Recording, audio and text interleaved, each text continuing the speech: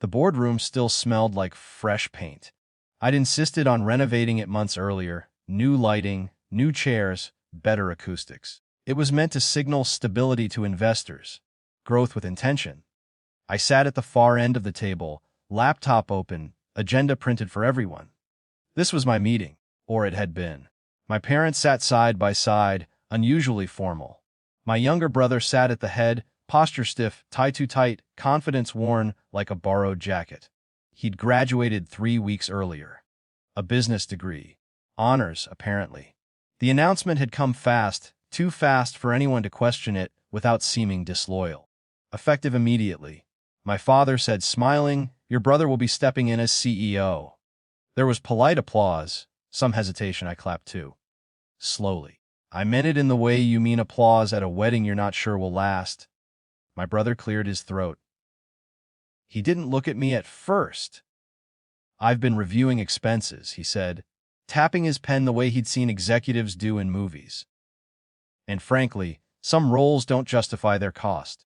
That was when he turned to me. "Paying a useless person will only bankrupt the company." The words landed cleanly. No anger, no shouting, almost practiced. "I think it's best you clear out your office by tomorrow." The room went quiet in the way it does when every lid decides not to be the first to react. I nodded. Not dramatically, not proudly, just once. I closed my laptop. The agenda remained untouched. I didn't defend myself. I didn't list the projects I managed, the deals I closed, the relationships I maintained that no one else even knew existed. I'd learned something over years in this business. When someone wants to display power, arguing only gives them a stage. I stood, thanked everyone for their time, and left. That night, I packed slowly. Files first. Then books. The small plant I'd kept alive for 4 years. No one stopped by. No one asked questions they didn't want answers to. At home, I slept better than expected. The next morning, my phone stayed quiet longer than usual. That alone told me something was wrong. By 10, messages started coming in. Short ones. Vague ones. Do you know where the zoning documents are? Did you ever finalize the escrow framework for the Riverside deal? The lender is asking for you.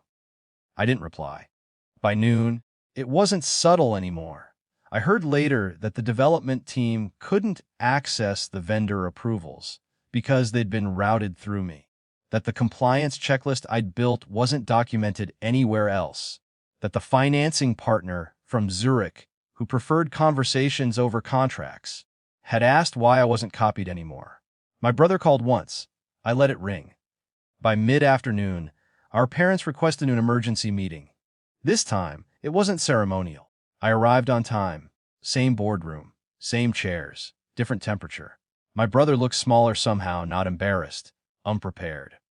An external consultant was present, along with a representative from one of our largest investors. Authority had arrived, quietly and unmistakably. They didn't ask why I'd been fired. They asked why operational continuity had been disrupted. Questions followed. Specific ones. Ones that couldn't be answered with confidence alone. Who had negotiated the easement rights on 3 pending properties? Who maintained the informal approvals with the city council liaison? Who structured the debt schedules to avoid refinancing penalties? Silence. My brother glanced at my parents. They avoided his eyes. The consultant turned to me. "You were overseeing these." "Yes," I said. That was all. No accusation. The investor nodded slowly. What assumed as much? What followed wasn't dramatic. No shouting, no demands for reinstatement. Just a recalibration. Timelines were paused, decisions deferred, risk reassessed. Inherited authority met operational reality, and reality didn't blink. After the meeting, my parents asked to speak privately. They didn't apologize. Not directly. "Well, I didn't realize how much depended on you," my mother said. I believed her. That was the problem. My brother stood nearby, hands in his pockets, avoiding eye contact. His confidence hadn't shattered. It had thinned. They offered me my job back. A revised title. Better compensation. I listened carefully. Then I declined. Not because I wanted revenge. Not because I wanted to prove anything. But because something had clarified itself the moment I was dismissed so easily. My value had always been conditional to them. Useful, but never secure. I offered to consult for a limited time. Transitional support. Clear boundaries. Professionally. Calmly. They accepted. They didn't have much choice. Weeks later, I handed over everything. Documented processes. Introductions. Explanations no one had thought to ask for before. The company stabilized. Slowly. My brother remained CEO, on paper at least. Our relationship didn't recover. Neither did my parents' certainty. I moved on to a smaller firm not long after. Less visible. More deliberate. Work that didn't require me to justify my existence in rooms I helped build.